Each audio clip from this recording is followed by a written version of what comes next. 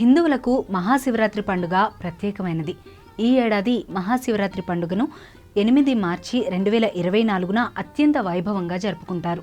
హిందూ మత గ్రంథాల ప్రకారం శివపార్వతుల వివాహం జరిగిన రోజు మహాశివరాత్రి అని, ఈ రోజు శివయ్య లింగోద్భవం జరిగిందని విశ్వాసం. మహాశివరాత్రి రోజున తీసుకునే కొన్ని చర్యలు జీవితంలో అద్భుత మార్పులను తీసుకువస్తాయి. 2024లో మహాశివరాత్రి నాడు సర్వార్థ సిద్ధి యోగం ఏర్పడుతోంది. సర్వార్థ సిద్ధి యోగం ఆర్థిక లాభానికి, పని సాఫల్యానికి చాలా పవిత్రమైనదిగా పరిగణించబడుతుంది. మాఘమాసంలో కృష్ణపక్షం చతుర్దశి తిథిలో వచ్చే మహాశివరాత్రి రోజున మీరు ఏ వస్తువులను దానం చేయవచ్చు, ఏ దానం వలన విశిష్ట ఫలితం దక్కుతుందో తెలుసుకుందాము. మహాశివరాత్రి రోజున నెయ్యితో అభిషేకం చేయడం వల్ల శివుడు ప్రసన్నమవుతాడు. అంతేకాకుండా ఈ రోజున నెయ్యి దానం చేయడం వలన జీవితంలో ఏర్పడే ఇబ్బందులను దూరం చేసుకోవచ్చు. అలాగే మీ ఇంట్లో ఏ రకమైన సమస్య లేదా ప్రతికూల శక్తి ఉంటే అది కూడా తొలగించబడుతుంది. మహాశివరాత్రి రోజున శివునికి పాలతో అభిషేకం చేయడం చాలా శుభప్రదంగా భావిస్తారు.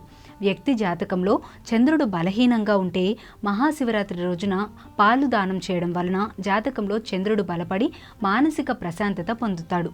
మహాశివరాత్రి రోజున నల్ల నువ్వులను దానం చేయండి. నల్ల నువ్వులను దానం చేయడం ద్వారా పూర్వీకులు సంతోషిస్తారు. పితృదోషం కూడా తొలగిపోతుంది. ఈ రోజున నల్ల నువ్వులను దానం చేయడం ద్వారా ఎప్పటి నుంచో ఆటంకాలు ఏర్పడుతున్న పనులు పూర్తవుతాయి. అలాగే మహాశివరాత్రి రోజున పేదవారికి బట్టలు దానం చేయడం వల్ల మీ జీవితం నుండి ఆర్థిక సంక్షోభం తొలగిపోతుంది. ఇంట్లో సంపద పెరుగుతుంది. రుణ విముక్తి లభిస్తుంది. శంకరుని అనుగ్రహం కూడా లభిస్తుంది. మహాశివరాత్రి రోజున పూజించేటప్పుడు శివలింగానికి తేనెతో అభిషేకం చేయడం చాలా శ్రేయస్కరం.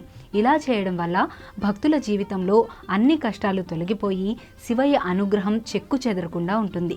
శివరాత్రి రోజున పెరుగుతో శంకరుని రుద్రాభిషేకం చేయడం వల్ల ఆర్థిక రంగంలో ఉన్న సమస్యలన్నీ తొలగిపోతాయి. శివునికి చెరుకు రసంతో అభిషేకం చేయడం వల్ల లక్ష్మీదేవి ప్రసన్నురాలవుతుంది. జీవితంలో ఎప్పుడూ డబ్బుకు లోటుండదు.